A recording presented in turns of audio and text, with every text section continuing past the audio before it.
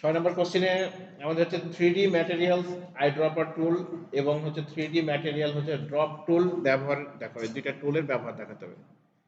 আমরা এই দুইটা টুলের ব্যবহার দেখার জন্য আমরা সর্বপ্রথম হচ্ছে ফটোশপে চলে আসবো। ফটোশপ ওপেন করে আমরা এখান থেকে একটা ফটোশপে একটা আমাদের পছন্দ মতো একটা ইমেজ আমরা এখানে আগে ওপেন করব। ফটোশপটা আমাদের এখানে ওপেন হয়ে গেছে। আমরা এবার এখান থেকে একটা ইমেজ আমরা ওপেন করি। যে কোনো একটা ইমেজ আমরা এখান থেকে ওপেন করতে পারি। আমাদের যে ম্যাটেরিয়ালস এর মধ্যে অনেক ছবি আছে, এখান থেকে নিতে পারি। আচ্ছা, নিলাম এখান থেকে। আচ্ছা, নিলাম, ছবিটাই নিলাম। এখন এখানে এই এটার উপরে আমরা হচ্ছে 3D ম্যাটেরিয়ালস এখানে দুইটা আছে, 3D ম্যাটেরিয়াল আইড্রপার টুল এবং হচ্ছে 3D ম্যাটেরিয়াল হচ্ছে ড্রপ টুল, এই দুইটার ব্যবহার দেখব। ঠিক আছে? আচ্ছা, প্রথমে এই কাজটা করার জন্য আমাদেরকে যেটা করতে হবে যে সর্বপ্রথমে আমরা এখানে যে 3D এই মেনুতে চলে আসবো। 3D মেনুতে আসার পরে আমরা এখান থেকে নিউ ম্যাশ ফ্রম লেয়ার এখানে আসবো। আসার পরে আমরা হচ্ছে যে ম্যাশ প্রিসেট এখানে আসবো। আসার পরে এগুলো কিন্তু এক একটা হচ্ছে ইফেক্ট। ঠিক আছে? আমরা যে কোনো একটা ইফেক্ট আঁকলাম, যেমন আমরা প্রথমে হচ্ছে কার্ভটা নিলাম।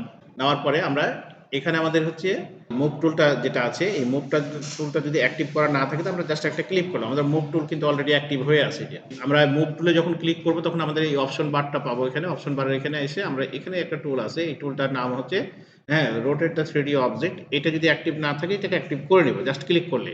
করার পর আমরা এই ছবির যে কোনো সাইডে ধরে আমরা এইভাবে যদি ঘোরাই তাহলে এটা একটা বক্সের মতো দেখতে পাবো, 3D বক্স। ঠিক আছে?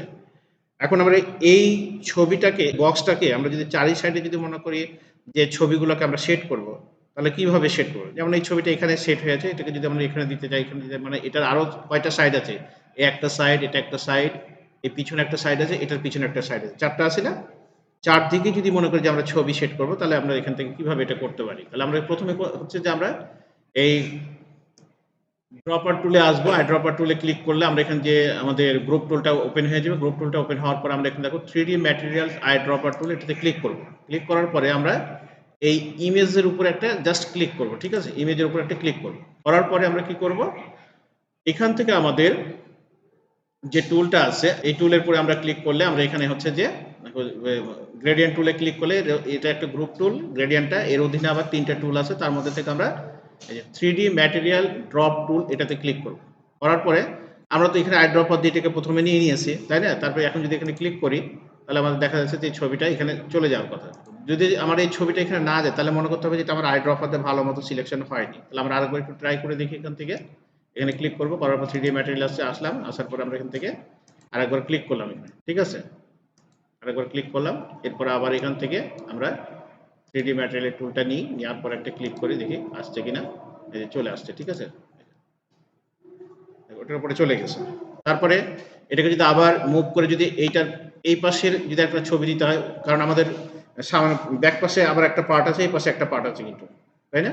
যদি এদিকেও দিতে চাই আবার আমরা মুভ টুলে ক্লিক করব। করার পরে আমরা জাস্ট ছবিটাকে একটু আবার ঘুরিয়ে নিব। ঠিক আছে? এটাকে আমরা একটু ঘুরিয়ে নিব। এই যে, ঠিক আছে? আমরা এই যে 3D যে আমরা এখানে লেয়ারগুলো দেখতে পাচ্ছি, এখানে ক্লিক করলে এই যে আমরা দেখুন ছবিগুলো কিন্তু আমরা সুন্দরভাবে এখানে কিন্তু দেখা যাচ্ছে। ঠিক আছে? এখন আমরা আবার এখান থেকে ছবিটাকে আমাদের যদি এখানে আইড্রপার দিয়ে নেওয়া আছে, যদি কপি থাকে তাহলে আমরা জাস্ট এখানে একটা আবার ক্লিক করব, তাহলে এখানে ছবিটা চলে আসবে। যদি না থাকে আমাদেরকে আবার দিতে হবে। ঠিক আছে?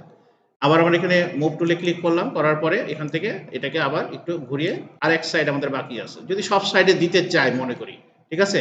এখন এপারে যদি দিতে চাই, আমাদের তো অলরেডি এটা কপি রাখাই আছে, তাই না?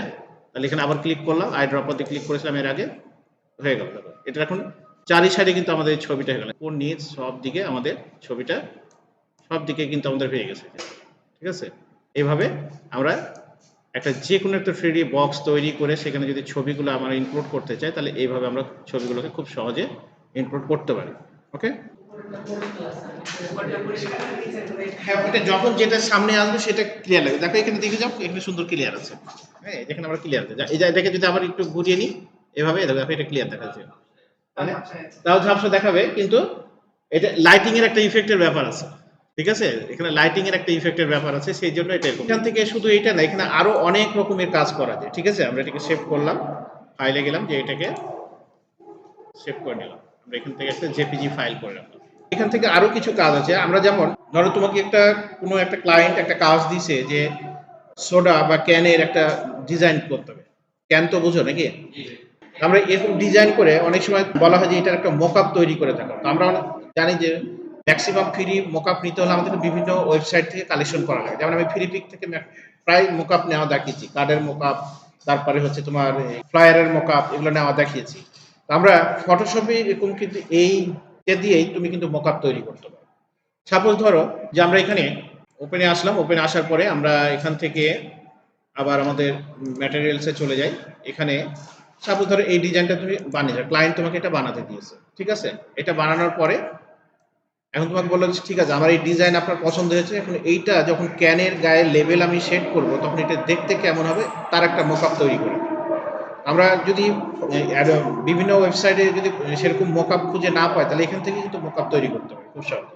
ছবিটা সেট করে একটু সাইজ করে নিই, যেমন এই ছবিটার উপর অংশে কিন্তু এটা খালি আছে, নিচে অংশে খালি আছে না, এটা কিন্তু একটা স্পট করে আমি যদি এটা মকআপ তৈরি করতে যাই এখন তাহলে এটা কিন্তু একটা স্পট থেকে যাবে। তো এটাকে ঠিক করবো কিভাবে, কন্ট্রোল এ দিয়ে সিলেক্ট করে কন্ট্রোল সি দিয়ে কপি করলাম, কন্ট্রোল ভি দিয়ে এখানে পেস্ট করলাম, কাট করে নিলাম, এখানে পেস্ট করলাম। এখন আমরা এখানে এই ছবিটাকে আমরা কন্ট্রোল টি দিয়ে আমরা হচ্ছে সিলেক্ট করব। সিলেক্ট করার পরে দেখো আমার উপরে কিন্তু একটু গ্যাপ আছে, এই গ্যাপটাকে আমি এই যে অ্যাডজাস্ট করে দেবো। এখন আর আছে, এটাকে ধরে নিচের দিকে টেনে দেবো, অ্যাডজাস্ট হয়ে গেল। অ্যাপ্লাই বাটনে ক্লিক। এখন কিন্তু আমার সাইডের কোনো সমস্যা নেই। এখন এই ছবিটাকে আমরা যদি একটা মকআপে যদি নিয়ে আসতে চাই তাহলে আমরা এখানে কিন্তু অনেক রকমের মকআপ আছে। যেমন এখানে আমাদের সিলেক্ট করলাম, আবার হচ্ছে 3D ম্যাটেরিয়ালসে আমরা 3D আইকনে আসলাম, আসার পরে নিউ ম্যাচ ফ্রম লেয়ার, এখান থেকে এসে আমরা যদি এখান থেকে জাস্ট দেখো ম্যাচ প্রিসেটে আসলাম, এখানে দেখো এই যে অনেক রকমের একটা ক্যাপের ডিজাইন, হ্যাঁ, ডোনাটের, তারপরে হচ্ছে সিলিন্ডার, তারপরে পিরামিড, রিং, হ্যাঁ, যেটা করে যেমন এই যে সোডা ডিজাইনটা একটা ক্যানের সোডা ইয়েতে কনভার্ট হয়ে গেল, ঠিক আছে, সুন্দর। এখন তুমি এটাকে এইভাবে রাখো, উপরে যদি আবার যদি মনে করো কিছু দেবে যে উপরে লেভেলে কিছু নাই, কিন্তু এখান থেকে আমরা কি করতে পারি, আবার একটা রং দিতে চাইলে বা এই যে এটাকে যদি আবার রিপ্লে করতে চাই তাহলে আমরা এখান থেকে একটা জাস্ট একটা ছবি নিব, ঠিক আছে, এখান থেকে একটা ছবি নিলাম, নেওয়ার পরে 3D আই ড্রপার টুল, এখান থেকে এই যে 3D ম্যাটেরিয়ালস ড্রপ টুল দিয়ে এখানে জাস্ট একটা ক্লিক করো, যদি কপি হয়ে থাকে তাহলে এখানে চলে যাবে। এখন এটাকে মুভ টুল দিয়ে ই করে তুমি এখান থেকে আমাদের পরীক্ষাতে কিন্তু কোশ্চেন থাকবে একটাই, ঠিক আছে, এই যে 3D ম্যাটেরিয়াল সেটার উপর প্রথম যেটা দেখলাম সেটা, বাকিগুলো তোমরা একটা একটা করে ছবি নিয়ে দেবে, যেটার উপর ক্লিক করবে ঠিক সেই স্টাইলের ছবিটা কনভার্ট হয়ে যাবে, ঠিক আছে। এইভাবে তুমি যে কোনো জিনিসকে তুমি ই করতে পারো।